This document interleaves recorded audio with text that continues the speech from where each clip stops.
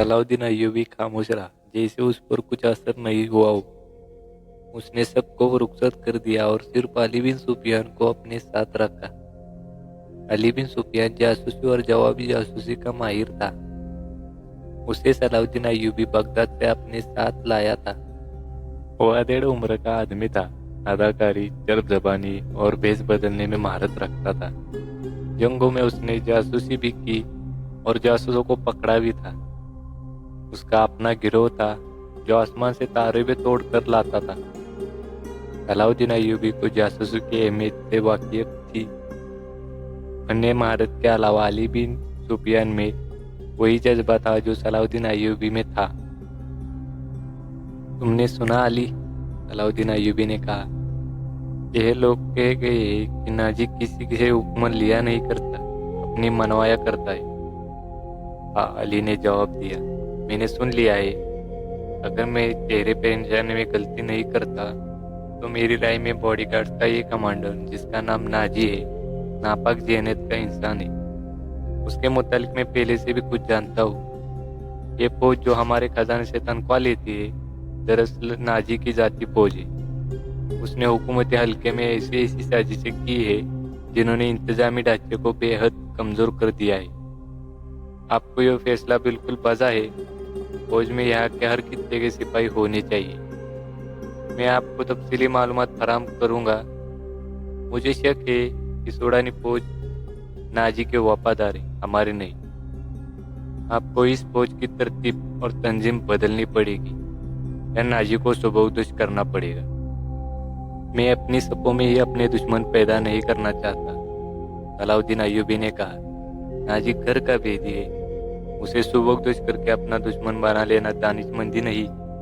हमारी तलवार गैरों के लिए है, अपनों का खून बहाने के लिए नहीं। मैं नाजी की जहनियत को प्यार और मोहब्बत से बदल सकता हूँ। तुम इस फौज की जहनियत मालूम करने की कोशिश करो। मुझे सही इत्तला दो कि फौज कहाँ तक हमारी वफादार है। मगर नाजी इतना कच्चा आदमी नहीं था। उसकी जहनियत प्यार और मोहब्बत के पकड़ों से आज़ाद थी। उसे अगर प्यार था तो अपने इक़्तिदार और शैतानियत के साथ। इस लिहाज से वो पत्थर था, मगर जिसे अपने जाल में फंसना चाहता था उसके सामने मोम हो जाता था। उसने सलाउद्दीन अय्यूबी के साथ भी यही रवैया इख्तियार किया। सलाउद्दीन अय्यूबी के सामने वो बैठता नहीं था, हाँ में हाँ मिलाता रहता। उसने मिस्र के मुखालिफिन खुतूत से सलाउद्दीन अय्यूबी के हुक्म के मुताबिक फौज के लिए भर्ती शुरू कर दी थी। हालांकि यह काम उसकी मर्जी के खिलाफ था। दिन गुजरते जा रहे थे। सलाउद्दीन अय्यूबी ने उसे कुछ कुछ पसंद करने लगा था। नाजी ने उसे यकीन दिलाया था कि सूडानी बॉडीगार्ड्स का फौज हुक्म के मुंतजिर है और यह कौम के तवक्कुआत पर पूरे उतरेंगी। नाजी सलाउद्दीन अय्यूबी को 2-3 मरतबा कह चुका था कि वो बॉडीगार्ड की तरफ से उसे दावत देना चाहता है और फौज उसके एजाज में जश्न मनाने के लिए बेताब है। लेकिन सलाउद्दीन अय्यूबी मसरूफियात की वजह से यह दावत कबूल न कर सका। रात का वक्त था। नाजी अपने कमरे में अपने सलाहकार जूनियर अफसरों के साथ बैठा शराब पी रहा था। 2 नाचने वाले साजों की हल्की हल्की मौसीकी पर मस्ती में आई हुई नागिनों की तरह मशहूर कुन अदाओं से रश्क कर रही थी। उनके पाँव में घुंघरू नहीं थे।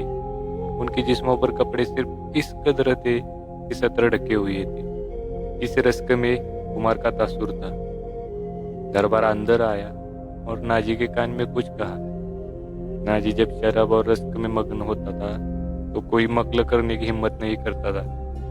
सिर्फ दरबार को मालूम था कि वो कौन सा जरूरी काम है जिसके खातिर नाजी ऐशो तरफ की महफिल से उठा करता है, वरना वो अंदर आने की हिम्मत न करता। उसकी बात सुनते ही नाजी बाहर निकल गया और दरबार उसे दूसरे कमरे में ले गया। वहाँ सूडानी लिबास पहने एक अधेड़ उम्र का आदमी बैठा था। उसके साथ एक जवान लड़की थी। नाजी देखकर वह उठी। नाजी उसके चेहरे और कद काट की दिलकशी देखकर ठिठक गया। वो औरतों का शिकारी था। उसे औरतें अपनी आयेशी के लिए दरकरार नहीं होती थी। उनसे वो और भी कई काम लिया करता था, जिनमें यह था वो निहायत खूबसूरत और अय्यार लड़कियों के जरिए बड़े बड़े अफसरान को अपनी मुट्ठी में रखता था। और एक काम यह भी था कि वो अमीर वजीरों को ब्लैकमेल करने के लिए भी इस्तेमाल करता था। और उनसे वो जासूसी भी कराता था। जिस तरह कसाई जानवरों को देखकर बता देता है कि उसका गोश्त कैसा है, इसी तरह नाजिर लड़की को देखकर अंदाजा कर लिया करता था कि ये किस काम के लिए मौजूद है। लड़कियों के व्यापारी और पर्दाफरोश अक्सर नाजी के पास माल लाते रहते थे। यह आदमी ऐसे ही व्यापारियों में से लगता था। लड़की के मुतालिक उसने बताया कि तजुर्बेकार है, नाच भी सकती है और पत्थर को जबान के मीठे जहर से पानी में तब्दील कर सकती है। नाजी ने उसका तफसीली इंटरव्यू लिया। वो इस फन का माहिर था। इसके मुतालिक उसने लड़की का इम्तिहान लिया। उसने यह राय कायम की कि जिस काम के लिए वो एक और लड़की को तैयार कर रहा था, इसके लिए ये लड़की थोड़ी सी ट्रेनिंग के बाद मौजूद हो सकती है। सौदा तय हो गया। व्यापारी कीमत वसूल करके चला गया। नाजिर लड़की को उस कमरे में ले गया जहाँ उसके दो साथी रक्स यानी नाच और शराब से दिल बहला रहे थे। उसने लड़की को नाचने के लिए कहा।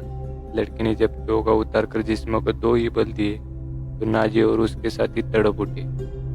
पहली दोनों नाचने वाले के रंग फीके पड़ गए। उस नई लड़की के सामने उनकी कदर कीमत कम हो गई थी।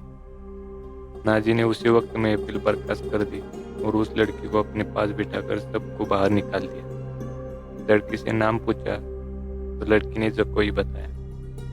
नाजी ने उसे कहा, जकोई, तुम्हें यहाँ लाने वाले ने बताया कि तुम पत्थर को भी पानी में तब्दील कर सकते हो। मैं तुम्हारा यह कमाल देखना चाहता हूँ। वो पत्थर कौन है?